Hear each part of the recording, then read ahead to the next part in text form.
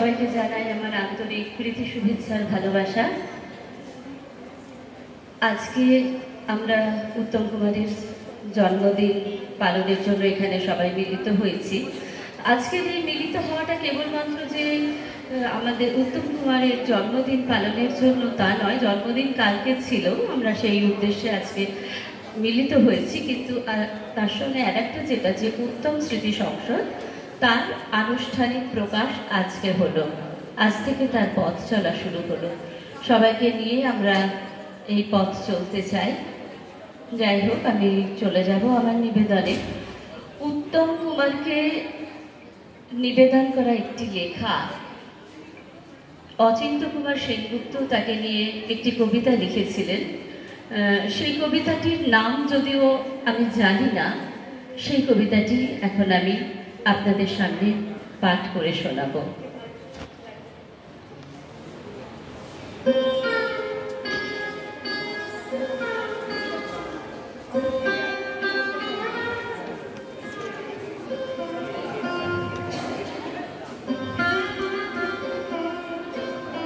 তোমাকে দেখবার জন্য যখন জনতা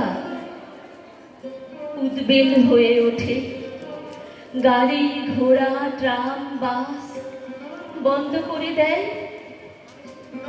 পথে অবরোধ সৃষ্টি করে, ভেবো না তারা কোনো মুহূর্তের খেলাওয়ালা অভিনেতাকে দেখতে চায়। তারা পরোক্ষে দেখতে চায় সেই মৃত্যুহীন মহান প্রণেতাকে, যার করুণায় তোমার সমস্ত কৃতিত্ব, যার করুণার জ্যোতিতে তোমার কান্তি কীর্তি স্মৃতি মেধা, তোমার সমস্ত রসানুভূতি রস চেতনা।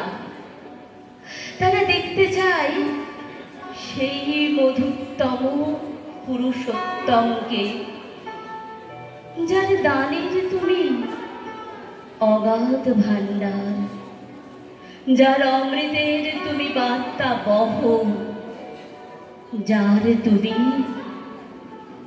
উত্তম কুমার।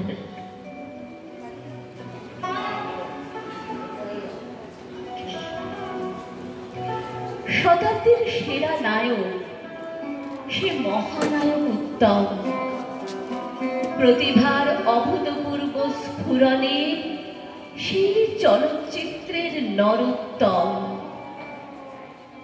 কবুতরে দেখিনি সম্মুখে, শুনেছি তার প্রতিভার কথা অনন্য, আর দেখেছি সিনেমা টিভির পর্দায় সুন্দর মিষ্টি হাসিতে লেগেছে অসামান্য।